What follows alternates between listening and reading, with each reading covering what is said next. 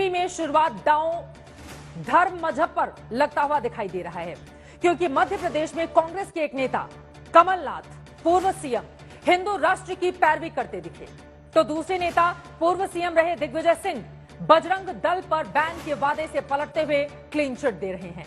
उधर इसी कांग्रेस के एक नेता उत्तर प्रदेश में बाबरी मस्जिद का सवाल उठा रहे हैं, तो जम्मू कश्मीर में गुलाम नबी आजाद कहते हैं कि भारत के मुसलमान सारे हिंदू थे, तो सियासत सुलग उठती है।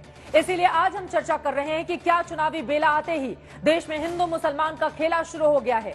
क्या जो कांग्रेस पार्टी मध्य प्रदेश में सेक्युलर और लिबरल कांग्रेस के नेता उत्तर प्रदेश में बाबरी मस्जिद का राज लगते हैं?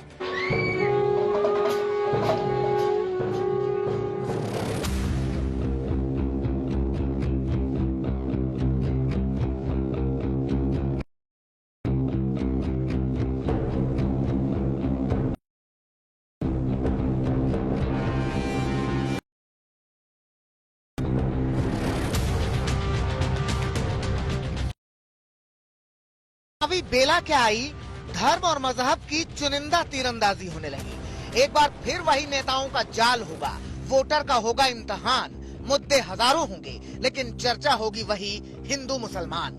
कहीं कांग्रेस सॉफ्ट हिंदुत्व पर नंगे पांव चलने का तप करेगी, कहीं मंदिर मस्जिद पर दिखेगी फिक्रमंद, कहीं मुसलमानों की नस्ल में हिंदू गुणसूत्रों की तलाश होगी, कहीं सेकुलरिज्म तो कहीं हिंदू राष्ट्र के नाम पर होगा फर्जी रण। ताजा हृदय परिवर्तन की अद्भुत कहानी उसी अजब गजब मध्य प्रदेश से आई है, जिसे कांग्रेस ने चुनावी प्रयोगशाला बनाया है। प्रयोग ये है कि मध्य प्रदेश में कांग्रेस कुछ देर हिंदुत्व के खिलाफ बोलेगी, कुछ देर हिंदुत्व के साथ दिखेगी, कुछ देर धर्मनिरपेक्षता का ध्वज थामे घूमेगी, कुछ देर महावीरी झंडा लहराएगी, कुछ देर सांप्रदायिक ताकतों पर एक्शन के वादे करेगी, कुछ देर उन्हीं ताकतों को अभयदान देगी। मतलब पॉलिटिकल प्रपंच में नीतियों का ऐसा भ्रमजाल होगा कि जनता कंफ्यूज हो जाए कि वोट धर्मनिरपेक्षता पर देना है कि सांप्रदायिकता पर। यकीन न हो तो एमपी में कांग्रेस नेता दिग्विजय सिंह का ये बयान सुन लीजिए। बजरंग दल मैं पहले भी कह चुका हूँ, पूरा एक गुंडों का दल है, जितने पूरे तरीके से असामाजिक तत्व है वो पूरे तरीके से आज पट्टा बांधकर बजरंग दल में है। देखिए, बैन नहीं करेंगे, लेकिन बजरंग दल में कुछ अच्छे लोग भी हो सकते हैं। अब विरोधी सवाल उठाते रहे कि ये क्या बात हुई, बजरंग दल को कर्नाटक में बैन करने के वादे पर वोट लिया और अब मध्य प्रदेश में भी बजरंग दल के नाम पर वोट की चाल। ना दिग्विजय सिंह को, ना कमलनाथ जी को,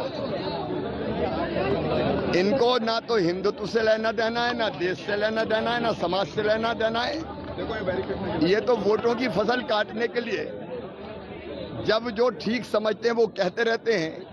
हमने तो पहले ही कहा था कि कोई सोच भी नहीं सकता बैन की, और कांग्रेस तो झूठ बोल के वोट लेती है।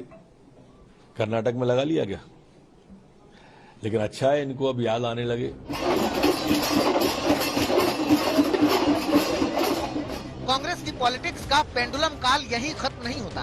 एक तरफ कमलनाथ बागेश्वर धाम के चरणों में नजर आते हैं, तो दूसरी तरफ हनुमत भक्त से लेकर 84% वाले हिंदुस्तान को हिंदू राष्ट्र बताने वाले राग अलापते हैं। दूसरी ओर दिग्विजय सिंह कहते हैं कि हिंदू राष्ट्र कहने वाले इस्तीफा दे दें।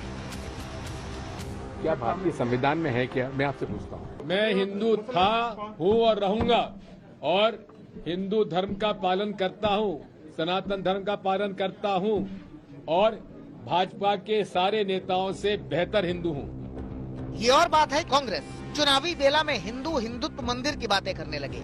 उज्जैन के महाकाल से लेकर दतिया की पीताम्बरा पीठ तक पूजा पाठ करती दिखाई देने लगे, तो बीजेपी सवाल उठाती है कि चाहे दिग्विजय सिंह खुद को हिंदू साबित करने के लिए पदयात्रा करने लगे, या कमलनाथ बागेश्वर धाम की शरण में जाकर खुद को बजरंग बली का भक्त करार देने लगे, सब वोट साधने की सियासत है। देखिए, इस देश में उन्होंने हर समय हिंदुओं को बदनाम करने की कोशिश की है। हर समय देश में इस तरह का माहौल बनाया है कि हिंदू संगठन, हिंदू मतावलंबी इस देश में अराजकता फैलाते। ये दिग्विजय सिंह का एजेंडा है। कांग्रेस को केवल चुनाव में याद आ रहे हैं हिंदू। दरअसल इसके पीछे सीधे सीधे वोटों का गणित है। जिस कांग्रेस पार्टी के पास 2013 में सिर्फ 58 सीटें थी और सत्ता में वापसी की राह नजर नहीं आ रही थी, तो कांग्रेस ने सॉफ्ट हिंदुत्व की डोर पकड़ ली। दिग्विजय सिंह 192 दिन नर्मदा की परिक्रमा पर निकल पड़े। राहुल गांधी से लेकर कमलनाथ तक पूजा पाठ करते दिखने लगे। हिंदुत्व का आशीर्वाद मिला और 2018 में कांग्रेस 58 से सीधा 114 सीट पर पहुंच गई। इस बार फिर कांग्रेस वही पत्ते दोहरा रही है। दिग्विजय सिंह मौका मिलते ही पांव से जूते चप्पल उतारकर कटीली पथरीली पगडंडियों पर वोटों की धर्म यात्रा करने लग रहे हैं। मौका पाते ही कमलनाथ हिंदू हिंदुत्व बजरंग बली की भक्ति के दांव खेलने लगे हैं और बीजेपी बौखलाई है कि उनकी पिच पर कांग्रेस ये गुरिल्ला वॉर टैक्सेस वाली पॉलिटिक्स कैसे कर सकती है। भोपाल से रवीश पाल सिंह के साथ आज तक ब्यूरो।